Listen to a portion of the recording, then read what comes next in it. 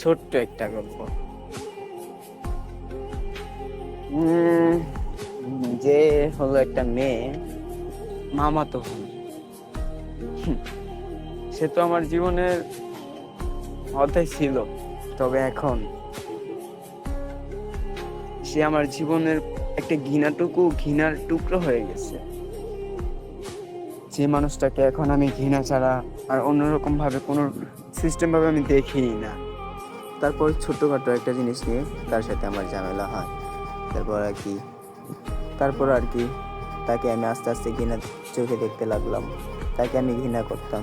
তারপর অনেকদিন পর মাঝখানে একটা সময় গেছে, একটা ছেলের সাথে অনেক মজা ঠাট্টা করে। তার নাম রাতুল। তার কথা না বললেই না, তার নাম রাতুল। তার সাথে রিলেশন করতো অনেক দিন যাবৎ, কিন্তু আমি জানতাম না। তবে আমার জানার প্রয়োজনও ছিল না। ও বলতো একটা ছেলের সাথে কথা বললেই কি আর প্রেম হয়ে যেত, রিলেশন হয়ে যেত। আমি এতটুকু বিশ্বাস করেই থাকতাম। তবে মাঝখানে এমন একটা জিনিস দেখে ফেলছি, সেটা দেখার জন্য আমি একদমই প্রস্তুত ছিলাম না। তবে আর কি, এখন আমার জানটা এমন ভাবে আঘাত করছে জানের ভিতরে, বিশ্বাস করবি না, পুরো পৃথিবী মনে হয় আমার ভেঙে পড়ছে আমার মাথার উপরে। কেন জানি না এমন হইলো। তারা আমি ভালোই বাসি না, তারা আমি ঘৃণা ঘৃণা ঘৃণা চোখে দেখতাম, ঘৃণা চোখে দেখে ফেলছিলাম। তাহলে তাকে দেখার পর আমার ভিতরটা এমন জ্বালাপোড়া কেন করতেছে? তারপরের দিন রাত 9টা-8টার দিকে তাকে মেসেজ দিলাম, হাই কেমন আছেন? রিপ্লাই দিল, ভালো আছি, আপনাকে আমি চিনি না। হ্যাঁ, আমি রং নাম্বারে কথা বলছি তার সাথে অনেক ঠাট্টা মজা অনেক কিছুই করছি। তবে তাকে আমি বুঝতে দেই নাই যে আমি হামিম।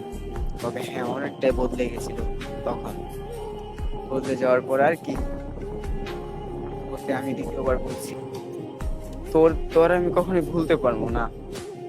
তুই আমার জীবনের একটা অধ্যায় বলতে, আমি জানি না তোকে আমার অনেক মনে পড়তেছিল। আচ্ছা যাই হোক, অনেক ভুল বুঝাবুঝি হয়েছিল আমাদের বিষয়ে। সবকিছু কি মিটমাট করে কি আবার এক হওয়া যায় না? আবার আগের মতো হওয়া যায় না? কেন বলছি জানো? কেন বলছি? আমার ভিতরটা না এখনো পুড়ে, জানো? সব কিছুর চাপ আমার এখনো দেয়। ফ্যামিলি থেকে চাপ, ফ্যামিলির সাপোর্ট পাই না। ভালোবাসার মানুষের কাছ থেকে ভালোবাসার সাপোর্ট পাই না। ভালোবাসার সাপোর্ট কি বলতে কি, যতটুকু একটা মানুষের জীবনে যতটুকু সাপোর্ট পাওয়ার দরকার ততটুকু আমি কারো কাছ থেকে পাই নাই। তার কারণে এতটুকু ঝামেলা হওয়ার পর আমি একা হয়ে গেছিলাম, নিঃস্ব হয়ে গেছিলাম। তারপর আর কি, আরো ওকে ভালোবাসি, ওকে ভালোবাসি। কোনো ছেলের সাথে তাকে দেখলে আমার সহ্য হয় না। কোনো ছেলে যদি ওর পাশে খাড়ায় হোক বা ওর সাথে মানে কথা বলে বা কোনো সিস্টেম ভাবে ওর সাথে যদি কথা বলে, তুই যতটুকু জানতে চাইতেছস কেন আমি ওর সাথে ও রিলেশন করতে পারে না, এতটুকু আমি বলি, জাস্ট আমি এতটুকু বলি। বয়সটা অনেক বড় হয়ে যেতেছে, তাও আমি বলতেছি, এতটুকু বলি যে ওকে আমি কেন দেই না, কেন রিলেশন করতে দিই না, কেন রিলেশন করলে আমার সমস্যা হয়, কেন আমি দেই না জানোস?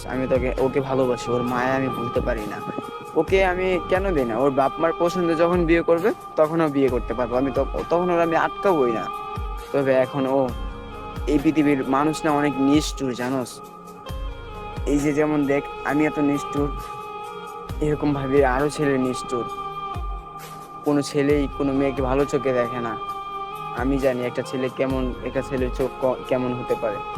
এই কারণে আমি একটা ছেলের সাথে মিশতে দেই না, একটা ছেলের সাথে কথা বলতে দেই না। এই কারণে বুঝছস, এতটুকুই আমার কথা। যাই হোক, ভুল হইলে মাফ করে দিস। এতটুকুই কথা আমার ছিল। এই কারণে আমি কারোর সাথে মিশতে দিই না, সব কিছু থেকে আগলে রাখি।